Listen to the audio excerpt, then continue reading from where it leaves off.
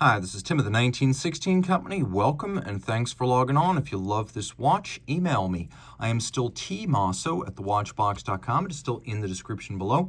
It is still your purchase and pricing email question line for buying this or any watch you see on any of our platforms. Please reach out to me directly. I am Team Mosso at thewatchbox.com for pricing. Today, we're discussing a watch in rose gold launched in 2011. This is the Lange Sohne Richard Lange Tourbillon pour le Merite. So the tourbillon part is self-explanatory.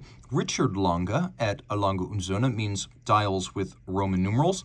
And pour le Merite, for those who recall the original 1994 tourbillon pour le Merite, it means there's a fusee and chain constant force device. So this watch is stacked in rose gold, 41.9 millimeters in diameter, 12.7 millimeters thick from lug tip to lug tip, 48.8 millimeters, with a 22 millimeter spacing between the lugs. Now on my wrist, which is 16 centimeters in circumference, it wears nicely, though at almost 49 millimeters lug to lug. This is on the large size for a Lange dress watch. That said, being only 12.7 millimeters thick, it's really not that girthy, and it will fit underneath the cuff because you can see it's fairly thin and the bezel is sloped already. Here's your over the top shot. Here's your down the barrel. I could advise this watch for a wrist of 15 centimeters circumference and up. And again, my wrist is 16 centimeters circumference.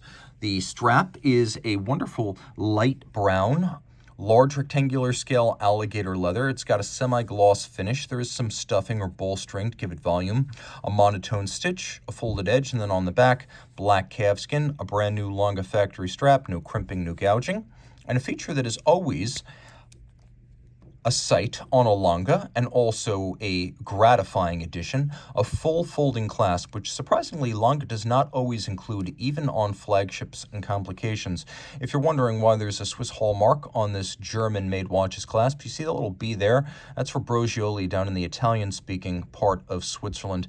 They are clasp and bracelet specialists, so you have the Brogioli B on there and the Lange signature in the channel of this snapshot friction fit clasp. And you may be wondering, well, who made the case? Well, you see that's CO Centror. That is a Audemars Piguet-owned case maker in Switzerland, which explains, again, why there is a Swiss hallmark on this German watch. Rolling around, you can see that the case is all polished, sheer sides, a cylindrical case with a domed bezel.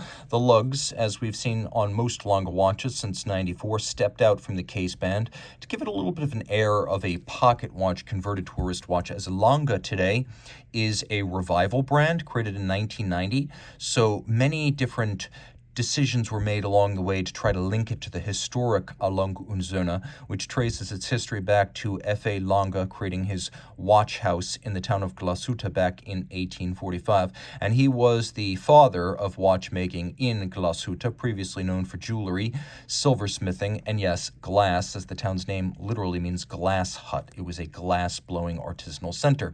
So, the modern-day Lange Sohne was created in 1990 by Günter Blumlein, a watch executive, and also Walter Lange, who was the last watchmaking scion of the original Lange family. The legal successor to the original Lange Sohne is actually still around, and it's the company we call Glashütte Original today, so both flavors of Lange still very much alive. But this one is the one most people know as Lange, and it's become something of a rival to the Holy Trinity of Switzerland in the process. You can see the Lange branded crown and then a dial that is made of sterling silver and then actually coated galvanically this silver white with the printed features, and we have little shocks of red at the quarters of the main minutes dial. And of course, this is another nod to that era of pocket watchmaking in the 19th century, the original Lange company. And watchmaker Johann Seifert created a triple overlapping scale for his pocket watches. So while some call this a Venn diagram, it's properly speaking a Johann Seifert scale. And it is a regulator dial, as we have separate seconds, minutes, and hours on individual dials. We also have a remarkable feature. Did you catch it? Look at the tourbillon cage. As the hour approaches 6 o'clock, an instantaneous jumping panel fills in the missing numerals, allowing you to traverse those hours and read them precisely. When no longer necessary, it disappears in the wink of an eye. And you may have noticed there that we have a hacking seconds tourbillon, one of the rarest feats in tourbillon construction. Even today, when tourbillon regulators are comparatively common, a hacking tourbillon is still exceptional. The hands are in rose gold, alpha style for the minutes and the hours, and then a counterweighted lancet style seconds hand. Take a good look. You can see that the tourbillon is free sprung for precise adjustment in a chronometer style 5 positions, and it also has an overcoil hairspring, so in any position the watch will keep relatively consistent time.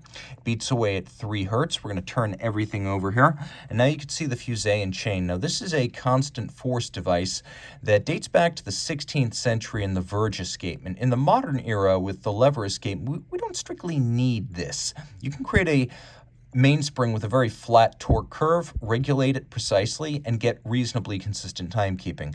But if you do a fusee well today, you don't get a relatively flat mainspring torque curve. You get a completely flat mainspring torque curve, as combining the lever escapement with the fusee yields incredible results. Now you can see the fusee works like a bicycle gearing system. There's a chain which you can see moving from the barrel to the fusee as I wind it. That chain is 0.5 millimeter wide, 15 centimeters long, strong enough to vertically suspend 2 kilograms, and has 636 parts by itself.